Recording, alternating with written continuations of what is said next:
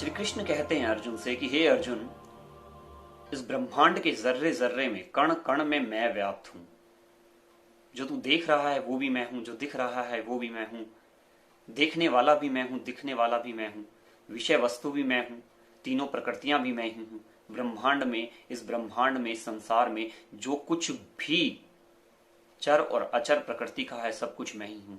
इस ब्रह्मांड के कर्म भी मैं ही हूं, अकर्म भी मैं ही हूं। इस ब्रह्मांड के अंदर दिखने वाली अग्नि, जल, वायु, आकाश सब कुछ मैं हूं। अब श्री कृष्ण की इस बात को लॉजिक के साथ समझना लगभग असंभव है हमारे लिए। तो इस बात को समझा कैसे जाए? तो आज इस बात को समझने के लिए मैं एक डेमोस्ट्रेशन देने वाला हूं आपको, और इस डेमोस्ट्रेशन को बड़े ध्यान से समझने की कोशिश करनी है आपको। श्री कृष्ण कहते हैं कि जर्रे जर्रे में मैं हूं, कण कण में मैं व्याप्त हूं।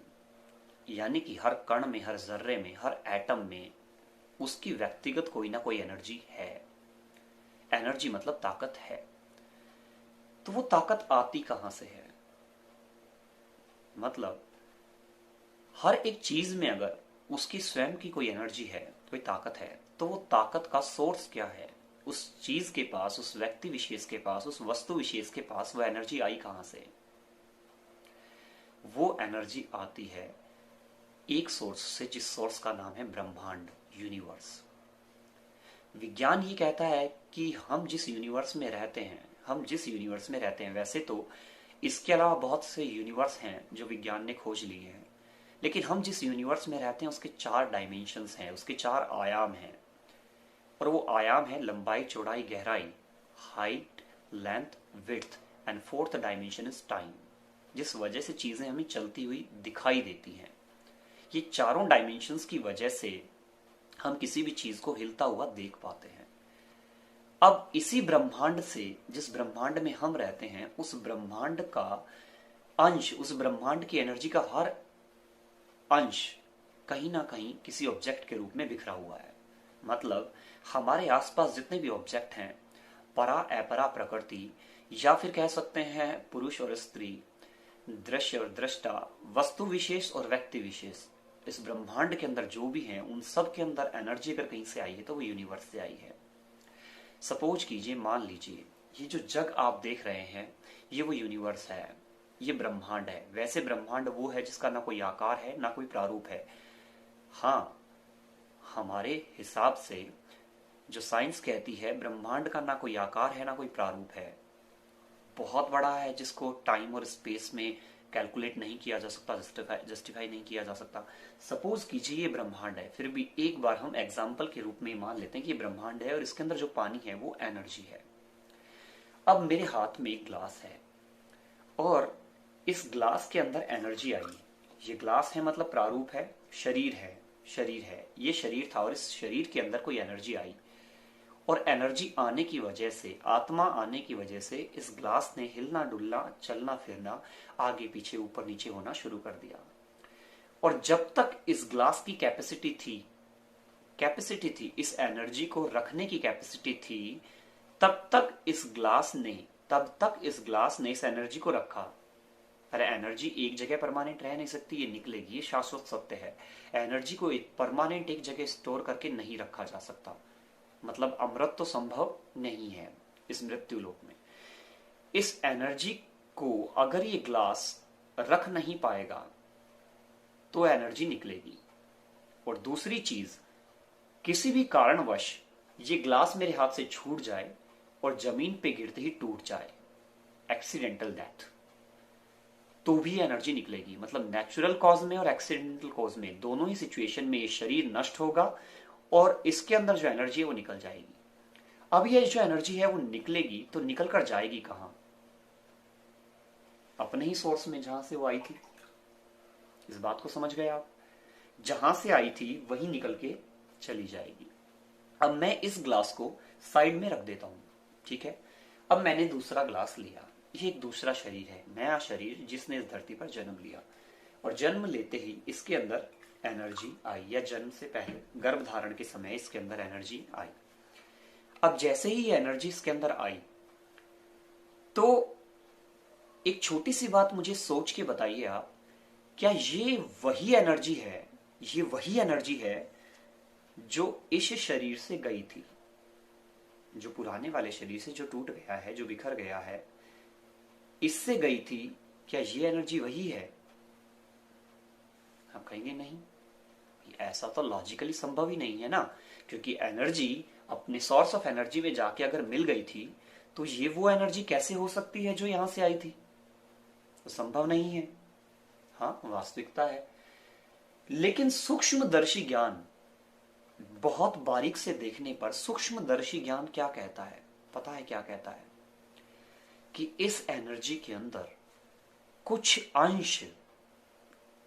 अंश इसका भी है, और इसी को कहते हैं री इनकारनेशन, पुनर्जन्म।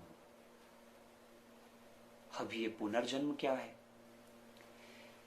हमारी अपरा प्रकृति जो शरीर और मन बुद्धि अहंकार से मिलकर बनी है, वो शरीर मात्र है, और हमारे सबकॉन्शियस का चौथा भाग, हमारे ही अंतःकरण का चौथा भाग, जिसे चित्त कहा जाता है, चित्त, वो चित्त एस्ट्रल ट्रैवल करता है।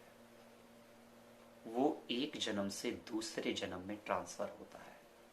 और वो किस वजह से होता है?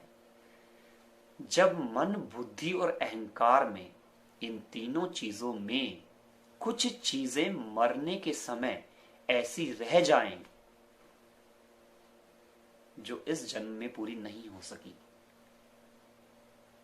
तो वो चित्त जो सही गलत का, अच्छे बुरे का हिसाब रखता है, जो जानता है क्या सही था क्या गलत था, वो जानता है कि क्या पूरा हुआ है क्या अधूरा छूट गया है, वो चित्त उस काम को पूरा करने के लिए एस्ट्रल ट्रैवल करता है और एक प्रारूप को, एक शरीर को छोड़कर दूसरे शरीर को ग्रहण करता है। यही पुनर्जन्म है। अब थोड़ा आगे समझने की कोशिश करते हैं।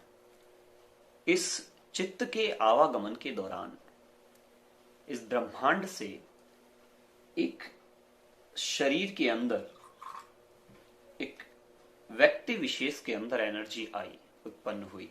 इंसान जीवित हो उठा। अब जीवित होकर इसने कर्म करना शुरू किया।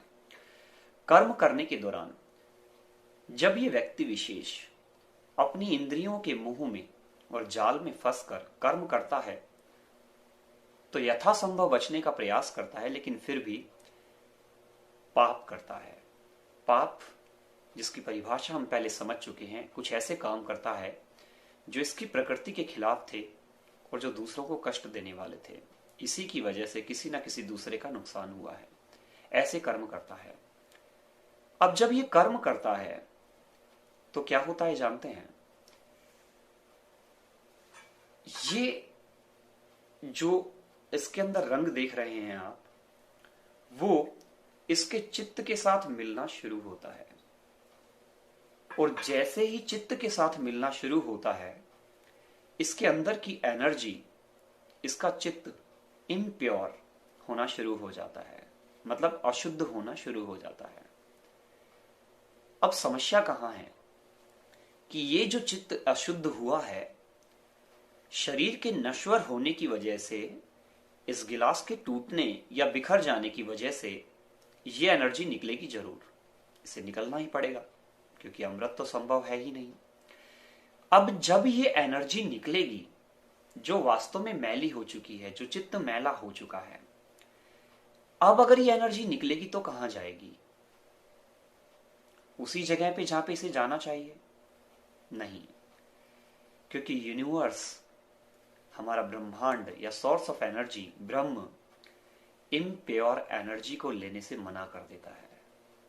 वो उसे स्वीकार ही नहीं करेगा। तो फिर ये कहां जाएगी? अब ये चित्त ट्रैवल करके जाएगा डिफरेंट लोकों में, अलग अलग उन समागम स्थानों में जहां ये वापस लौटने से पहले कुछ देर ठहर सकता है।